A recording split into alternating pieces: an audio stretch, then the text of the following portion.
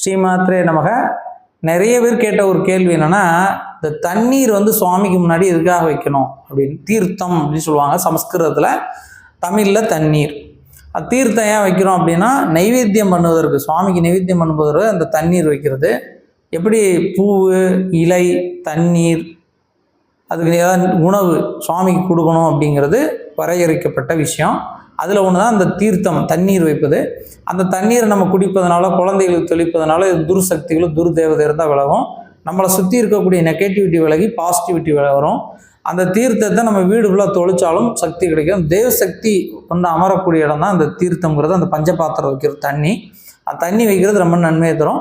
இந்த வீடியோ உங்களுக்கு பிடிச்சிருந்தா மறக்காமல் லைக் பண்ணுங்கள், நம்மளுடைய சேனலை சப்ஸ்கிரைப் பண்ணுங்கள். நன்றி.